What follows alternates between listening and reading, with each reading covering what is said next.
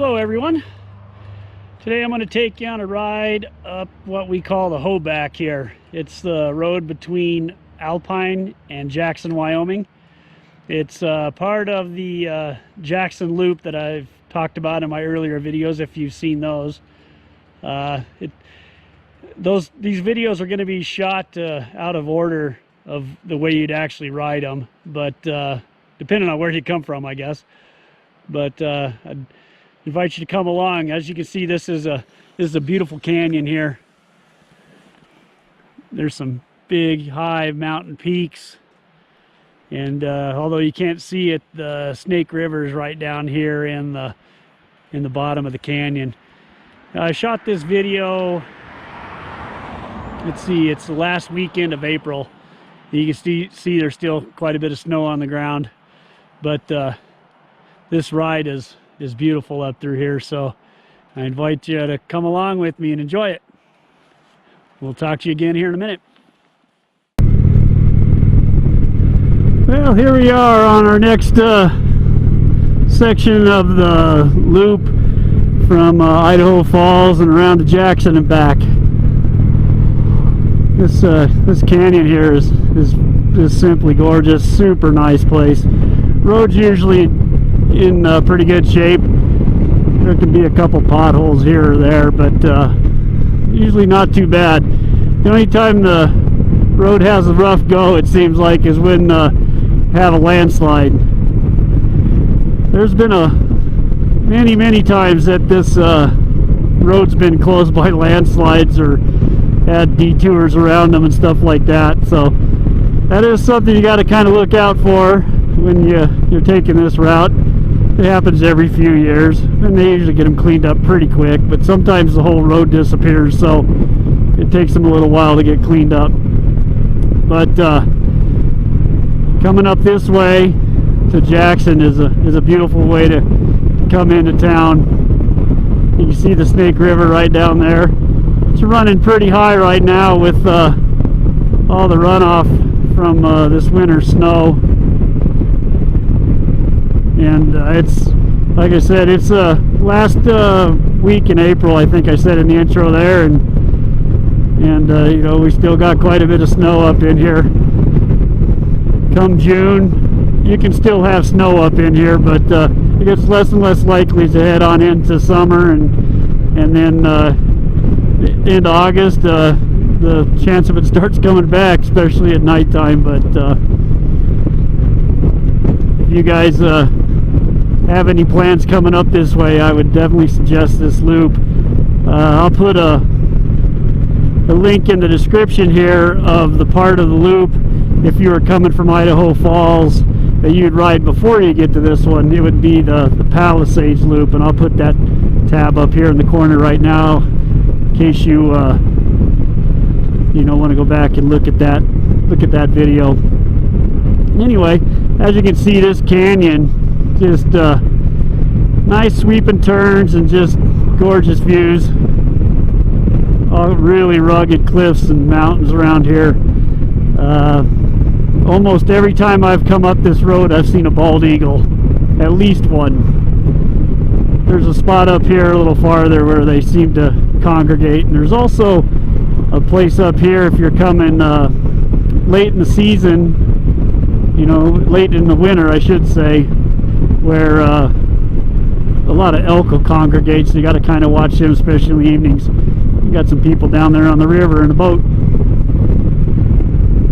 Anyway, that's another thing. This river here, it's a big whitewater deal.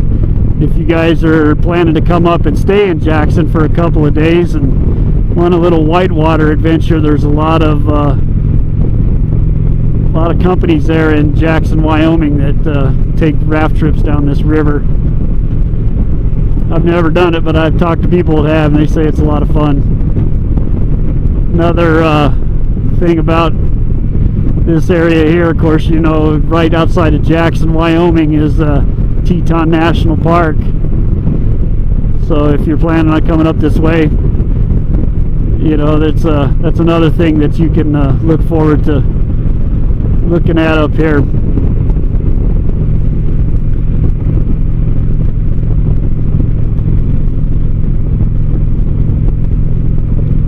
You can see here, I mean, there's just endless views of the river and the mountains here. You basically follow the river all the way into Jackson, Wyoming. I can't really remember how long this stretch is. I think it's 30-ish miles. But I'll put a map up here. It shows the section of the road I'm riding today. And I'll also put a map up here that includes the whole loop that you would take from Idaho Falls. It's 200 miles round trip from Idaho Falls back to Idaho Falls around this loop, so easily done in a day. Our rally that we're going to put on at the end of July is actually going to ride this route on Saturday, and so if you'd like to come out to that, I'll leave a link for that in the description below too. It'll be a good time. It's not a very big rally. I think last year we had 50 people. So it's I think they've done it. I think this is the third year that they've done it. I haven't been around for the first two. Been on vacation actually when they did the last two of them. So we were over in Oregon, but I'm going to try to get to this one this year as long as they'll let us. Got a little sunshine so you can get a good look at the color of these rocks here. You can see they've got quite a bit of stuff to keep the rocks from sliding down on the road. They got concrete on that one and chain link fence and all kinds of things, but it sure is a beautiful ride up here. Well, I'll go ahead and shut you off. I think you get the idea what kind of a gorgeous place this is right here. So I'll shut you off, and then I'll give you a view once we get into Jackson. So we'll see you in a few minutes. Well, we're about to roll into downtown Jackson. I'm sure you guys have probably seen the big elk antler arch. We're going to be driving right by that here in just a couple of minutes. Things are a little quiet here right now, but this place can definitely get jam-packed full of people.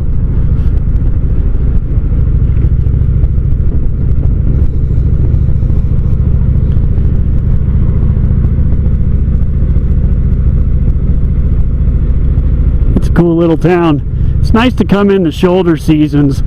You know, winter's really busy and summer's really busy, but the spring and the fall, you know, it slows down a little. Doesn't slow down as much as it used to, but it still slows down a little. There's the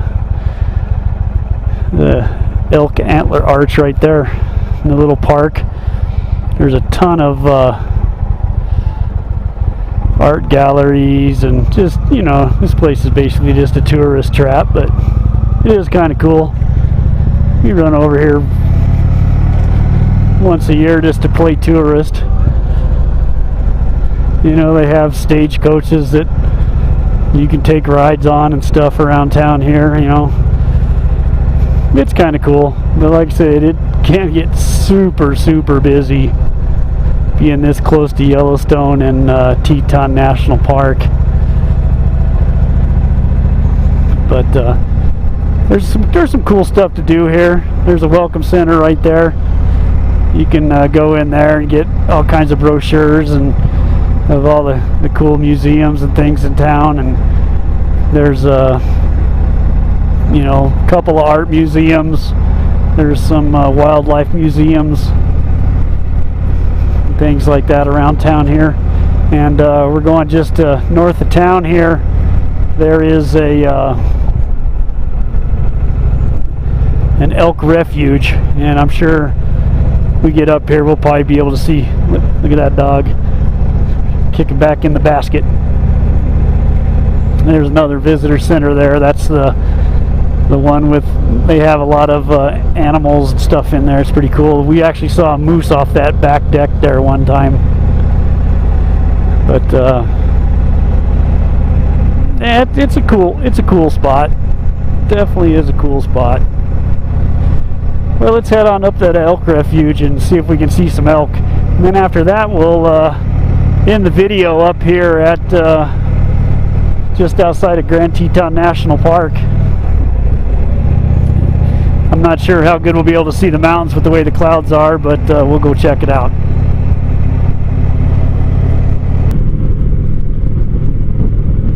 Well, here we are at the elk refuge.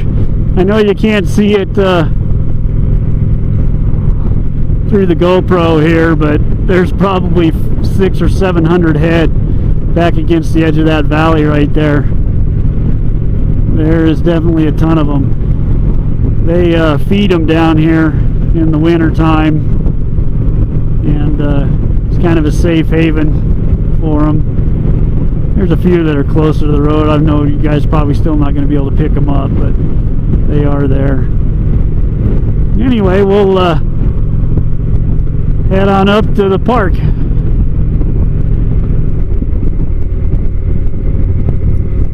Here we are. There's a sign for Grand Teton National Park right there. So actually the park's closed, and I think it would still be closed anyway for winter. They shut down all the park roads, and you can only cross-country ski in. They do a similar thing up in Yellowstone. I think they were probably supposed to open this weekend.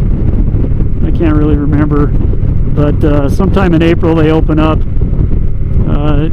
For the winter season up in Yellowstone, they close all the roads in October to vehicles, and then open them up in December, I think, for select roads for snowmobiles, and then basically no vehicles are allowed in the park until April. And I'm trying to think when they close down for snowmobiles, but anyway, there's like a 2 or 3 month period there where you can't even get in the park, except for you know, the highways that run through. This highway here that runs through Grand Teton, and then there's one highway that runs through the north end of Yellowstone too, that you know, is the only roads that are actually open in the park. So anyway, right there, as I've been blabbering on here, is the Grand Tetons. Like I say, you can't really see them too good. There's a lot of clouds on them, but we'll find a little pull out up here and kind of just stop there, and then check them out from there. Well, it don't look like the view's going to get any better, so I'll probably just go ahead and end the video right here. I appreciate you guys for coming along. I hope you enjoyed the ride through the canyon there, and a little bit of a bonus here at the end with Grand Teton National Park. You know, the Tetons are some gorgeous mountains. I wish I could have got up here when it wasn't quite so cloudy, but you know, that's the way it is, I guess. They're still really pretty. So if you guys enjoy the video, go ahead and hit that thumbs up button, and if you haven't subscribed yet, I'd ask that you do that and hit that subscribe button. I got a lot of videos of the mountains and canyons and roads all over here in western Wyoming and eastern Idaho, and actually central Idaho too. So anyway, you guys take care, ride safe out there, and we'll see you next time. Thanks for watching. Bye.